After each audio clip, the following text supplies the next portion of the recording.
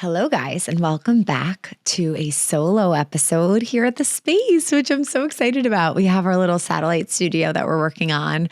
If you're watching this on YouTube, you could see the video. There are definitely some upgrades that I want to make, but overall, I'm just so excited that I get to pop on here, chat, have the conversations that we love to have whenever.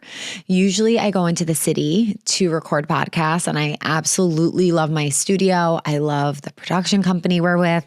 I love them so much. But for summer, I wanted to lessen the amount of time we're going to the city and also just be more efficient with my time, try to get as much done as possible and soak up as much of summer as possible as well. And I thought that this would help.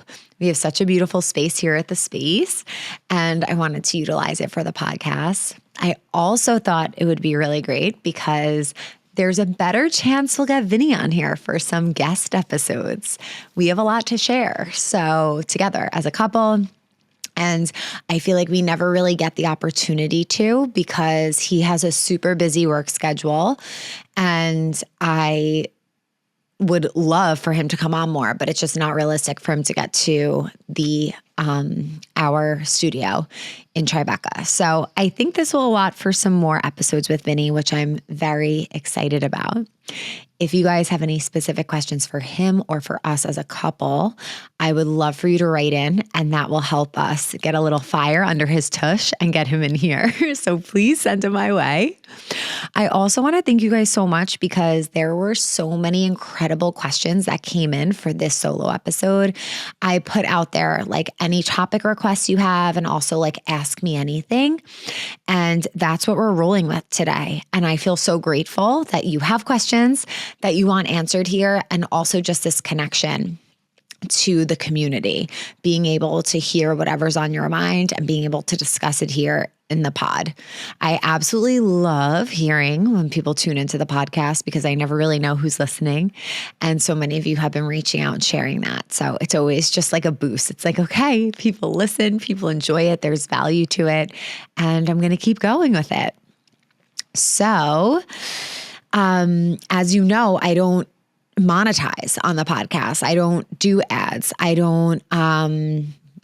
There's nothing I'm actually selling here. And it is just something that I truly like doing to connect with our community and to have these really meaningful conversations, but also having such a safe space for the conversations. Sometimes I'm not so comfortable coming on Instagram. I don't know if the energy on Instagram has changed or I have just changed and I feel like I need to protect my energy more. I honestly think it's probably a little bit of both, but I just feel like we have this safe little nest here where we all come and hang out, where we share like the deepest and most meaningful topics and conversations. And I save that for you guys here. I save it for the app and the app members and the channeling through our meditations. And then Instagram is just a way to have fun and connect with like a broader, wider community. But this and the app is like our intimate, safe space. And I'm just so incredibly grateful for that. So today I'm going to be answering some questions that came in. There is a variety of questions. So we're going to go at them. And I really liked the variety of these questions. So there's no select theme, but there's a lot here that I think provides a lot of value that you'll be interested in. So the first question was what my typical weekend looks like, which I thought was very interesting. And I'm honored that you care what it looks like. So to be honest, right now, Saturdays, there's typically some events going on at this space and I spend a lot of time here. I love whenever I can supporting the people who are coming and sharing their gifts here at the space. I'm so honored that people want to share their gifts here. I absolutely love, it must be the Aquarius moon, but I love being in community and I love that this is a space for community. So Saturday mornings, I'm typically here with taking part in whatever events taking place at the space.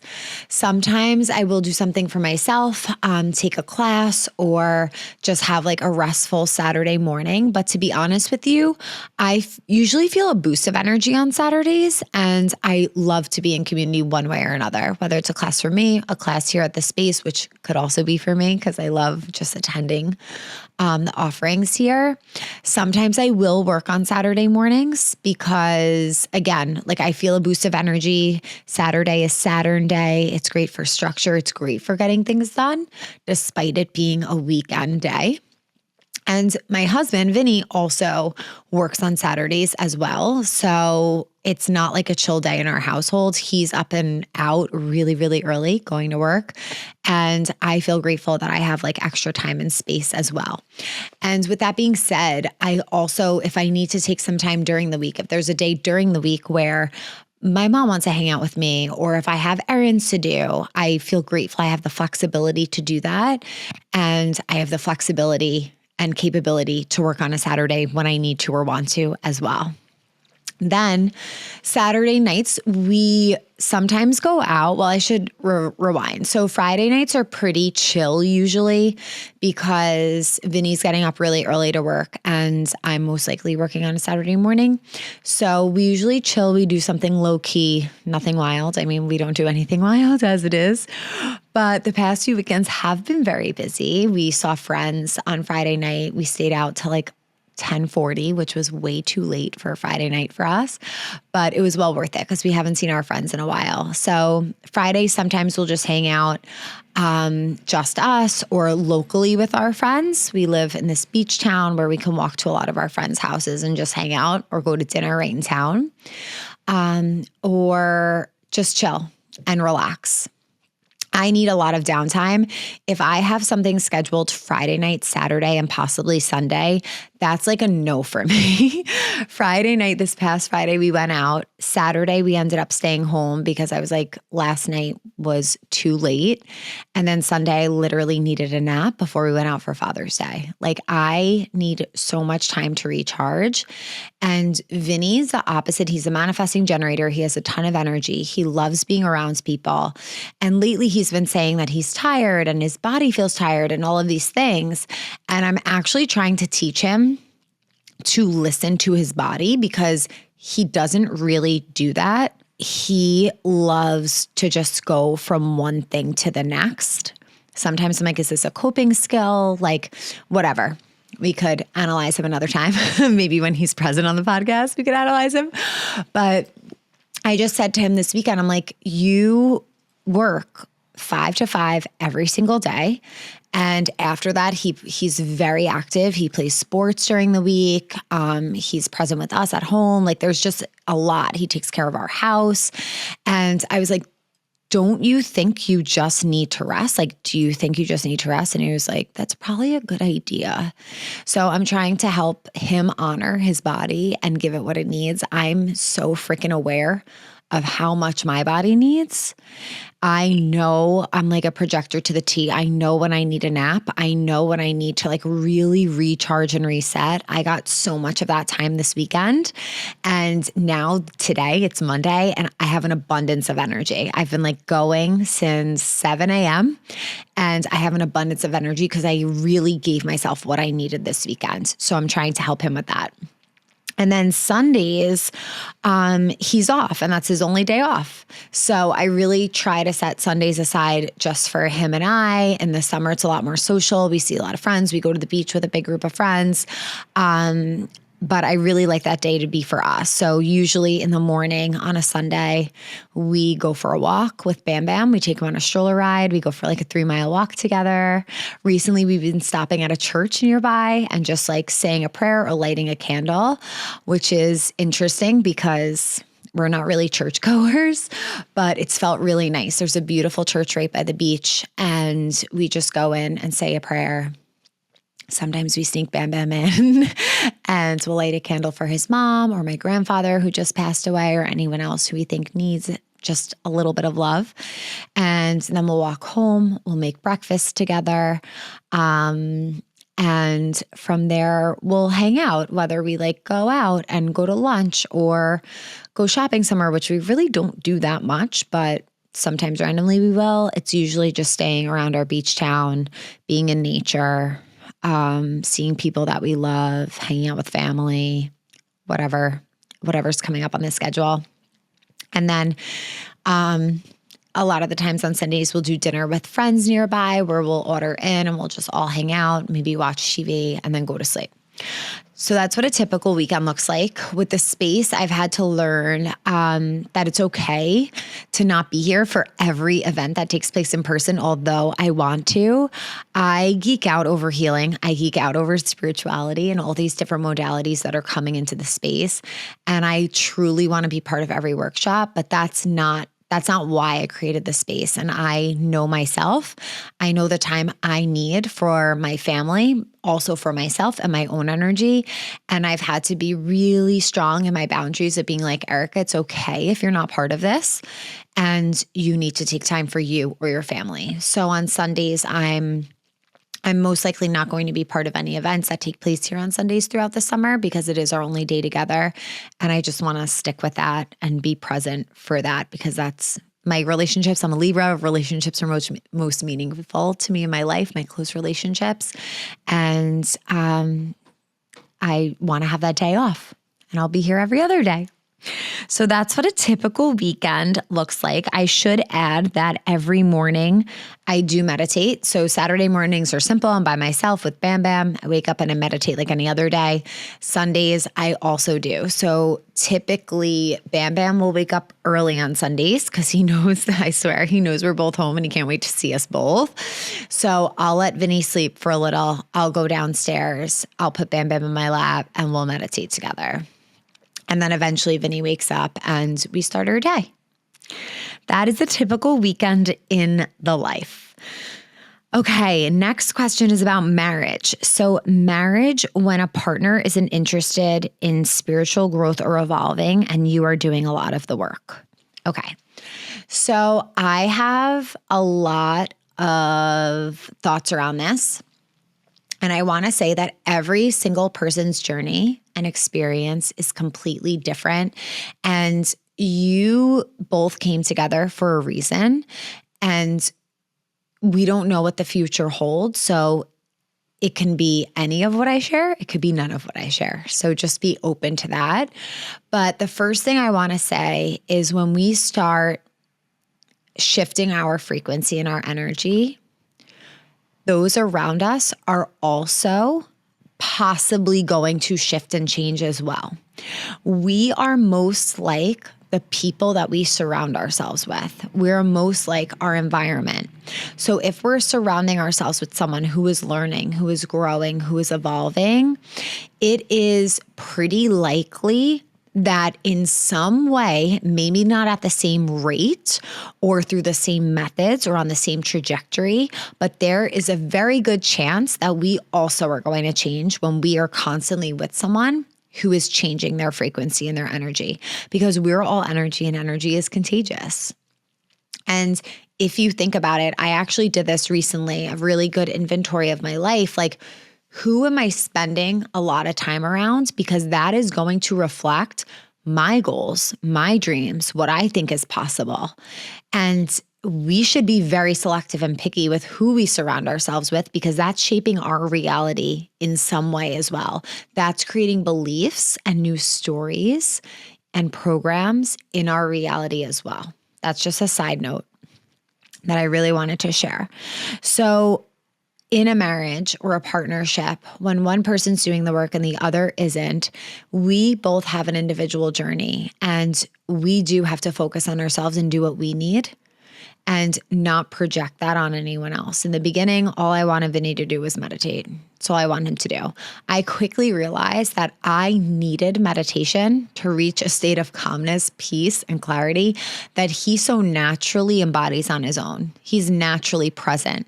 He naturally does not struggle with anxiety. And that is so wonderful for him. And he doesn't need the methods and tools that I need. Could he benefit from them? Of course, anyone can. I would absolutely love for him to have a spiritual practice for so many reasons. But at this point in his life, he does not want one. And that's okay with me. And I have to be okay with that. If I was concentrating always on what he wasn't doing, I would be miserable and our marriage would be pretty miserable. But instead, I could focus on his strengths, all that he does do for himself and for our family, and come back to myself, know what I need, and accept that it could be different than what he needs. The other thing is sometimes if someone's growing and evolving, we could have a partner who's really stuck and isn't evolving in the way that we wish for our relationship. And I think that's something a lot of people do experience, and it's a difficult thing to go through. So as you're in it, you start to take inventory on what's truly important to you. Are there things you absolutely need in your relationship? And is your partner willing to meet you halfway, or willing to meet you a quarter of the way, or just help you to feel comfortable that you're both growing together?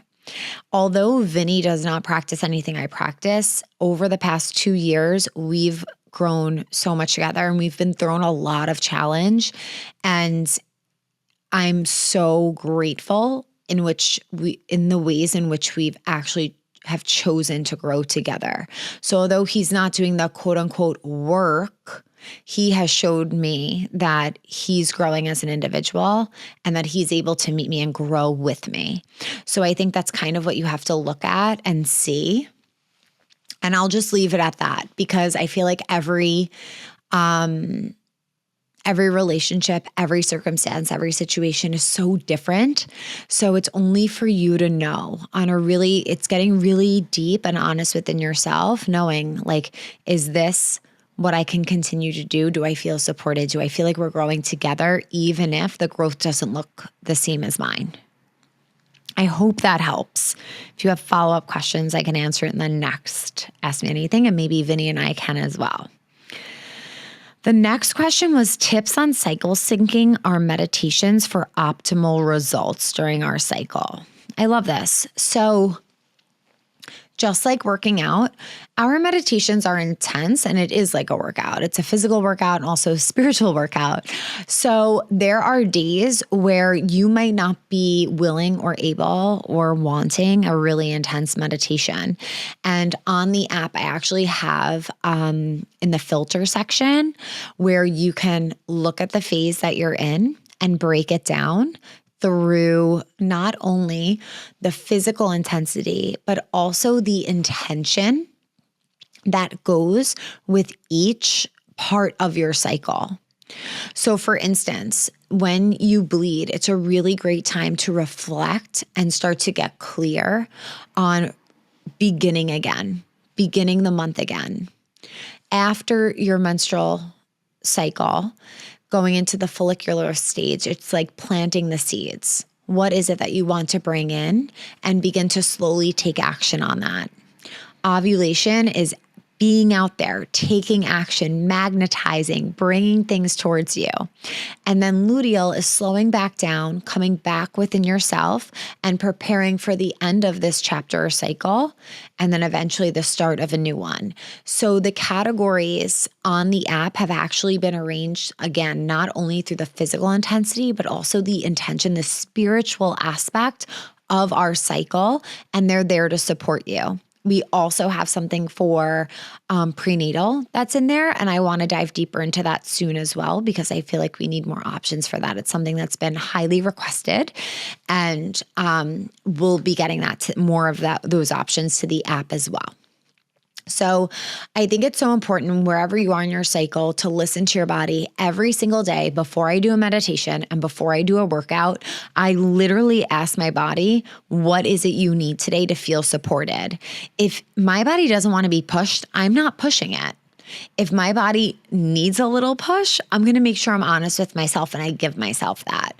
You are your best teacher. You're your highest healer, you know your body best, and taking time to really ask, what does my body need, will help you get so much further because you're not pushing, you're not forcing, you're flowing with whatever is present that day.